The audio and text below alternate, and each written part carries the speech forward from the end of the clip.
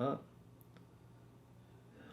Oh, what's up guys? Aryan back with another video, and welcome to the Tech Brothers' first ever dual phone review over the iPhone 7 Plus and the iPhone 7. So for the past week, I've been using the iPhone 7 Plus and David has been using the iPhone 7. And for those of you that know us well, you know that I'm an Android fanboy, so much so to the point where I've never owned an iPhone. And David is an Apple fanboy, so much so that he's never owned an Android phone.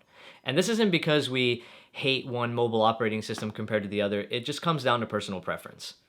So in this video, we're going to review the iPhone 7 and 7 Plus, talk about new features in iOS 10, and you'll also get to hear my feedback over the iPhone, considering I've been using Android for about as long as I've had a cell phone.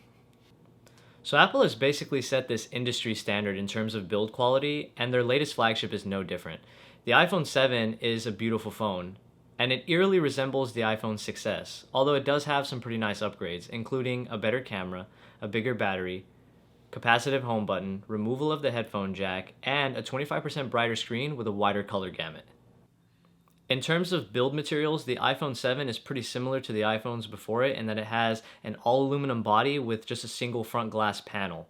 It's a beautifully built phone that feels amazing in the hand, and this year it comes in two cool new colors, black and jet black. And this year's iPhone is officially IP67 water and dust resistant. That means it can survive in a meter of water for up to 30 minutes. So it'll definitely survive if you get accidentally pushed into a swimming pool or if you wanted to take it into the shower with you. But it's important to note that Apple's warranty does not cover water damage, so take it into the shower at your own risk. Both phones come with an incredibly beautiful and vivid display, although you will see a difference in screen size and screen resolution when you compare the two models. The 7 Plus comes with a full 1080p screen and the 7 comes with a 720p panel. But both phones still have the 25% brighter resolution and wider color gamut. The beautiful displays are also great for media consumption, and this is taken a step further whenever you bring in the stereo speakers. There's a speaker on the bottom and the top of the phone, and when compared to previous iPhones, they're much louder and much better quality. Another factor to consider with media consumption, there's no headphone jack on the phone. Now, I personally wasn't too affected by this because one, I don't listen to too much music on my phone, and two, I kind of saw it coming. I mean, if I'm not mistaken, I'm pretty sure I mentioned this in one of my other videos. And that is that Apple will remove the 3.5mm audio jack from the iPhone 7. Now this design change really makes sense for two reasons. But for those of you who are concerned, you have nothing to worry about because one, both phones come with Lightning earpods, and two, they also come with a Lightning to 3.5mm audio jack adapter. In terms of performance, both phones come with Apple's new A10 Fusion chip. The important thing to note here is that it's Apple's first quad-core chip. 2 cores are dedicated to low-power tasks like sending emails and text messages, and 2 cores are dedicated to high-power tasks like graphic-intensive gamings or editing videos and documents right on your phone. And as you can expect, performance on both phones are top-notch. The iPhone 7 comes with iOS 10 right out of the box. Now, there isn't much of a difference between iOS 9 and iOS 10. I mean, you have your standard performance improvements and bug fixes, and you even have redesigned notifications and apps. But the real difference is found in iMessage. So iMessage comes with redesigned contact information, the ability to send read receipts to individual contacts as opposed to all of them, and there are also big changes in the messaging system itself.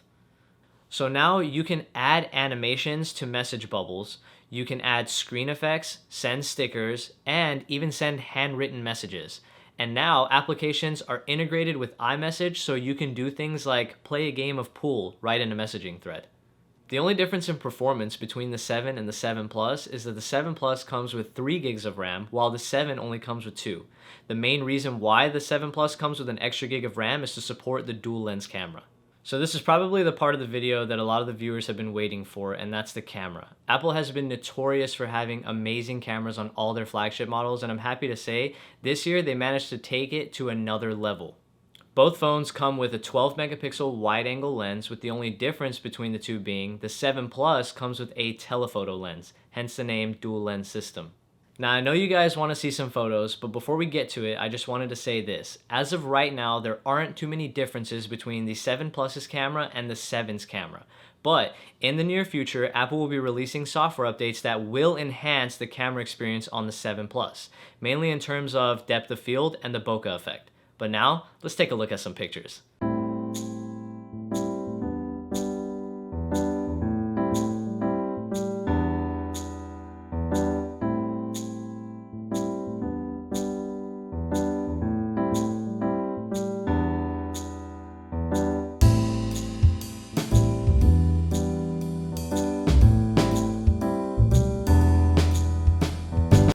now let's compare photos on the 6S to the 7.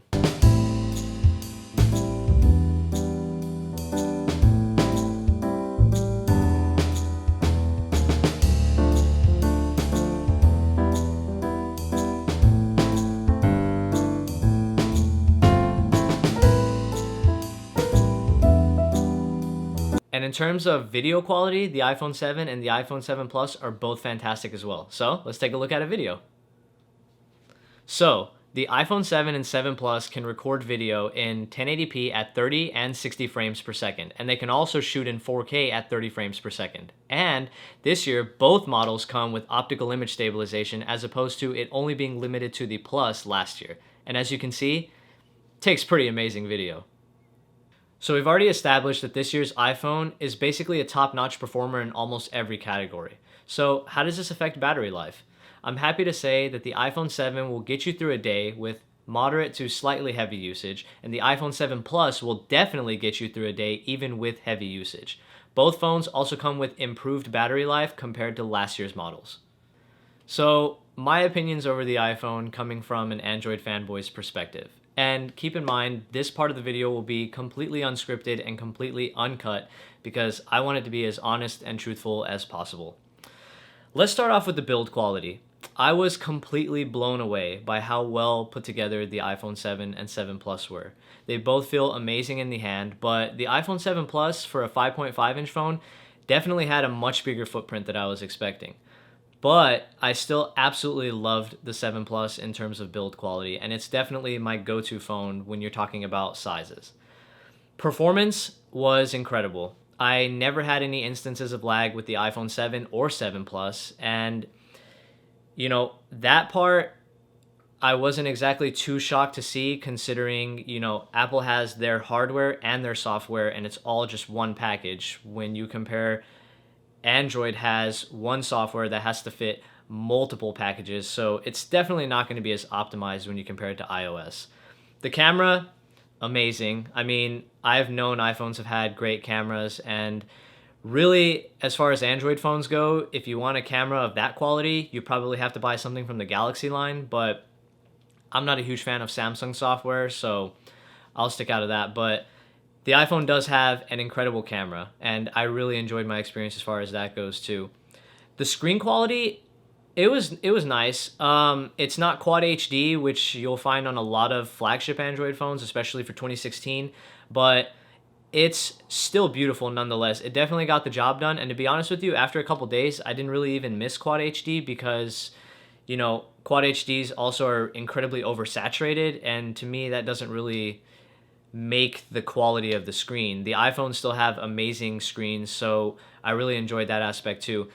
Battery life, I was definitely surprised to see how well the battery life was, considering the iPhone 7 and 7 Plus, they have much smaller batteries whenever you compare them to Android flagships. I think the 7 Plus has like a 2,770 or 750 milliamp hour battery. Don't quote me on that, but when you consider the Note 7 has a 3,500 milliamp hour battery, or the S7 Edge has a 3,600 milliamp hour battery, I was definitely shocked to see just how well both phones do in terms of battery life.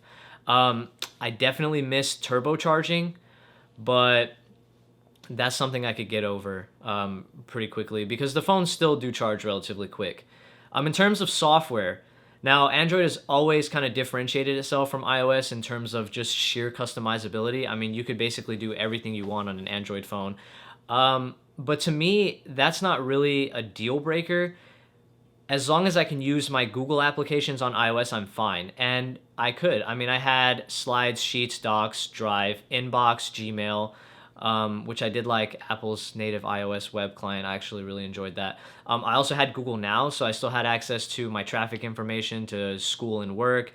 I had access to when my packages were arriving, news articles and stuff like that. So I was still able to have that kind of Android software experience just slightly on iOS, which that was good enough for me to use it and still be relatively happy. In terms of customizability, wasn't really a big deal to me. So the iPhone 7 and 7 Plus are definitely amazing, and if anyone out there is looking to try it and you currently have an Android phone, I can definitely encourage you at least giving it a try. It's definitely not as bad as you might think it is. and I think you'll enjoy your experience. I personally enjoyed my experience with the 7 Plus so much that it's probably going to take over as the daily driver on my main line. Before all my Android, fans down in the comment section start lighting their, pitchforks or torches, whatever, and start getting ready to write aggressive comments, I will be having another Android phone. I'm definitely holding out for the Pixel XL, so I'm not abandoning Android entirely. I will have the iPhone 7 Plus and the Pixel XL as my 2 phones, and that'll be the end of it. So that is my personal opinion over the 7 Plus. Definitely a huge success, and I was definitely shocked, but shocked, but not really shocked at the same time. I knew it was going to be a great phone, so. So now that we've already established that I'm going to have the iPhone 7 Plus as my main phone and the Pixel XL for my Project Fi line, anybody out there interested in a used OnePlus 3? No, but in all seriousness, guys, I will be selling my personally used OnePlus 3, and yes, it will come with this D-brand carbon fiber skin and a second one that covers full body. If you guys are interested, let me know. I will be selling it for below retail price, and all proceeds made from selling the phone will go to funding our YouTube channel. So don't think of it as buying a phone off me. Think of it as making a donation to our channel and me sending you an amazing phone in return. You guys can hit me up through a direct message on YouTube or in the comment section down below, or you can also send me a direct message on Twitter. David, can you put my Twitter handle somewhere here? Can you do that? Okay, David will put my Twitter handle right here on the screen so you guys can follow me and let me know if you're interested in buying my OnePlus, and we can definitely work something out. Thanks again for watching, and I'll catch you in the next one, guys. Peace.